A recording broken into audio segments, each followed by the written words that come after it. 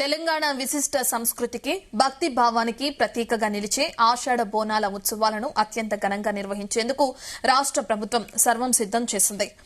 ఇక జూలై 16 నుంచి ఆగస్టు 13 వరకు గోల్కొండ నుంచి లాల్ దర్వాజా వరకు జరిగే ఈ చారిత్రాత్మక బోనాల జాతరకు పక్కా ప్రణాళికతో ప్రత్యేక ఏర్పాట్లు చేపట్టినట్లు ప్రభుత్వం వెల్లడించింది.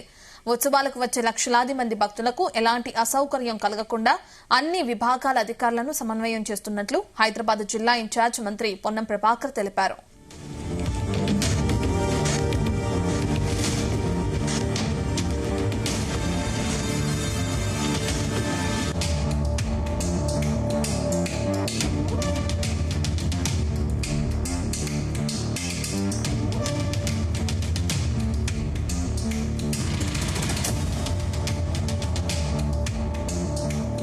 నగరంలోని అమ్మవారి ఆలయాలన్నింటినీ దేదీప్యమానంగా అలంకరించేందుకు ఉత్సవాలను వైభవంగా జరిపేందుకు ప్రభుత్వం భారీగా నిధులు మంజూరు చేసింది. ఈ బోనాల ఉత్సవాల నిమిత్తం మొత్తం 3,427 దేవాలయాలకు 15,05,41,150 రూపాయలను విడుదల చేసినట్లు మంత్రి ప్రకటించారు. భక్తుల రద్దీని దృష్టిలో ఉంచుకుని జీహెచ్ఎంసీ, జలమండలి, విద్యుత్ శాఖ, పోలీస్, ఆరోగ్య శాఖల సమన్వయంతో కట్టుదిట్టమైన ఏర్పాట్లు చేస్తున్నారు.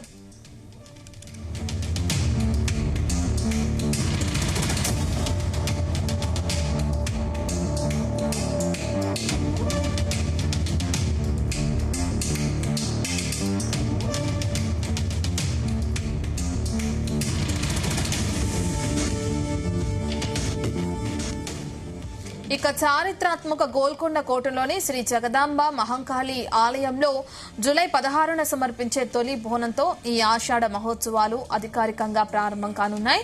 ఆ వెంటనే జూలై 20, 21, 22 తేదీల్లో నగరంలో అత్యంత ప్రతిష్టాత్మకంగా జరిగే బల్కంపేట ఎల్లమ్మ అమ్మవారి కళ్యాణోత్సవాలు 3 రోజుల పాటు అత్యంత వైభవంగా సాగనున్నాయి. ఇందులో భాగంగా జూలై 20న అమ్మవారు ఎదుర్కోలు ఉత్సవం, జూలై 21న ప్రధాన ఘట్టమైన అమ్మవారి కళ్యాణం, జూలై 22న రథోత్సవం జరగనున్నాయి.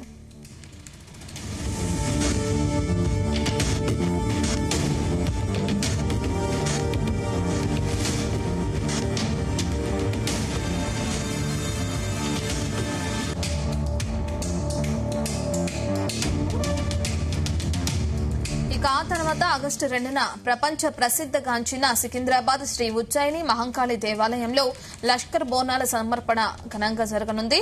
ఆకాశవాణి వినిపించే ప్రసిద్ధ రంగ కార్యక్రమంతో పాటు అమ్మవారి సాకల ఊరేగింపు నిర్వహిస్తారు.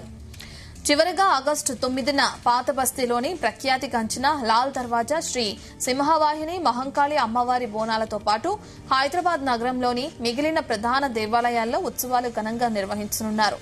తెలంగాణ అస్తిత్వానికి అద్దం పట్టే ఈ మహోత్సవాల్లో భక్తులు సులభంగా అమ్మవారిని దర్శించుకునేలా క్యూలైన్లు, తాగునీరు, పారిశుద్ధ్యం, ట్రాఫిక్ నియంత్రణపై ప్రభుత్వం ప్రత్యేక నిఘా ఉంచింది.